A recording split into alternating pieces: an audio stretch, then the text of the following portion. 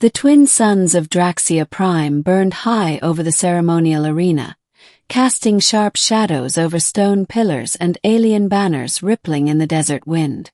A crowd of thousands had gathered, their reptilian and avian faces painted in tribal hues, to witness what no outsider had ever dared attempt. Queen Valithra, ruler of the matriarchal and warlike Zalari dominion, stood tall on a raised dais, flanked by her elite guard.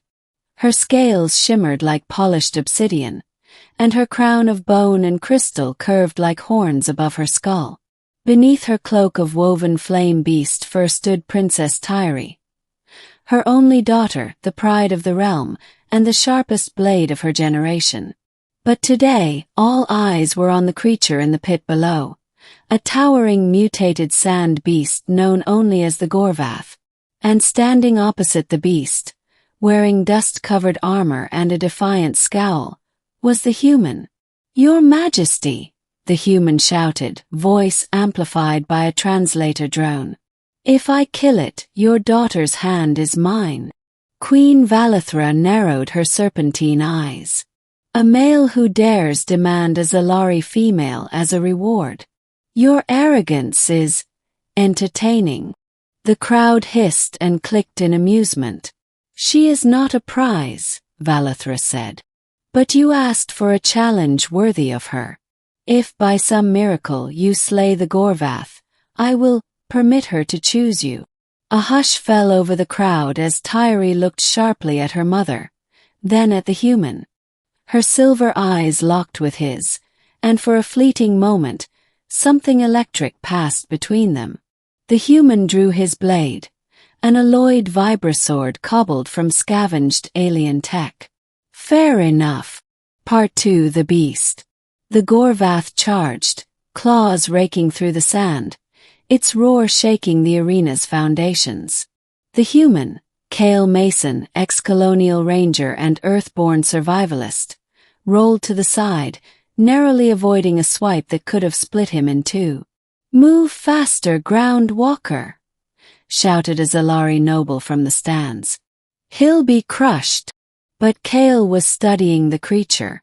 He'd seen apex predators before. Every beast had a rhythm, a pattern.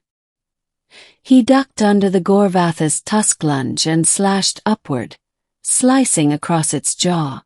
Purple ichor sprayed the sand. The beast howled, but it was more confused than wounded. Kale had spent years on backwater planets surviving against things that didn't even have names in Earth's lexicon. The Zalari called him insane for volunteering, but he hadn't done it for fame. Not even just for the princess. Kale had met Tyri 3 weeks ago in a neutral trade station when her shuttle was attacked by rogue cyber raiders. She had fought like a storm, but Kale had backed her up, shielding her when her energy spear shorted out. They'd escaped together, and in the quiet moments afterward they'd talked, laughed, even sat beneath the stars and shared stories of Earth and Zalari rights. When the Queen summoned him to thank him for saving her daughter, he saw it in Tyri's eyes. Curiosity, maybe even admiration. Then the challenge had been issued. Half in jest, perhaps, but Kale had accepted before anyone could laugh it off. Now his ribs were bruised, his breath ragged, and his left leg bleeding. But the Gorvath limped too, one eye blind, and its breathing labored. Kale ran for a protruding slab of ancient metal, a leftover from war centuries past, vaulted off it, and plunged his blade into the beast's exposed throat as it lunged upward to bite. With a gurgling roar, the Gorvath collapsed, shuddered, and died. Part 3. The Aftermath. Silence. Then the crowd erupted. Some hissed in shock. Others screeched in reverence. But Queen Valithra did not move. Kale, still panting, limped from the arena floor, a trail of blood behind him. He stopped before the dais and saluted the Queen, fist to heart as was custom. "I fulfilled your challenge." The Queen looked down at him, unreadable, then turned to her daughter. "Well, Tyri." He has spilled his blood for you. Tyri stepped forward, still expressionless. She looked Kale over. His torn armor, his bloodied face, the exhaustion in his posture, and then reached out. Kale barely had time to react as she pulled him into a warrior's embrace, her clawed hand on his back, the other gripping his shoulder. "I choose," she said loudly, her voice echoing. "And I choose him." The arena roared. But Queen Valithra's tail twitched with disapproval. "You would bond with a male who bleeds so easily," she said, voice cool. Tyri smiled faintly. "He bled, yes.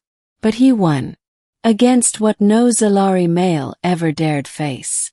That matters." Valithra studied Kale again, then turned and departed without another word. Part 4, Between Two Worlds. Kale woke in a crystal-lined infirmary chamber. His wounds wrapped in bio-silk. His bones mended by Zalari nanites. Tyri was there, seated beside his bed, still in her ceremonial armor, watching him with those silver eyes. "So, we married yet?" Kale joked. He smirked. "You're not even conscious for a full minute, and you're already making demands." He winced but grinned. "Just planning ahead." Tyri leaned closer. "You impressed them, not just with the beast, but with your resilience, your defiance. Our people respect strength, but not just physical. Endurance, grit. You have that." Kale blinked. "Did your mother approve?" Tyri hesitated. "She will not block us. That's the best you'll get for now." "I'll take it." She stood pacing. "You'll be the first human ever to bond with Zalari royalty. It will cause tension. Many will challenge you. You might even have to fight again." Kale nodded slowly. "Good thing I've been doing that my whole life." He turned. "Why did you accept the challenge?" "Really?" Kale looked up at her. "Because when you looked at me back on the trade station, felt seen. Not as a soldier. Not as a pawn in politics. Just a man. You risked yourself to save strangers. I thought, if a woman like you exists, I'd do anything to earn her trust." Tyri blinked. Her alien features softened. She reached out and squeezed his hand. "Then rest, Kale Mason. Because you just earned something more than my trust." Part 5. The Wedding and the War. The bonding ceremony took place beneath the twin moons, where starlight danced across Zalari crystal gardens. Hundreds of Zalari nobles attended, their colorful garb like a living tapestry. Kale stood in custom Zalari armor forged with earth metals, a symbol of unity between two worlds. Tyri arrived not in a dress, but in the ceremonial battle gear of her ancestors, a signal of her independence and power. Yet her eyes never left Kale's. Queen Valithra presided over the bonding, her expression unreadable until the final vow was made. She finally stepped forward. "You stand here not as conqueror nor as consort, but as equal." He paused. "Kale Mason, human of Earth, survivor. If you break her heart, I will feed you to the next Gorvath myself." Kale grinned. "Fair." The queen turned. "Let it be witnessed across all star realms. The House of Valithra is now bound to Earth." Cheers erupted, but the queen leaned closer to Kale and whispered low, "I still don't believe you should have survived, but perhaps that makes you exactly what we need." Part 6. The Test Beyond the Arena. Months passed. Kale adjusted, clumsily at first, to the customs of the Zalari court. But he trained, learned the language, sparred with generals, and earned grudging respect.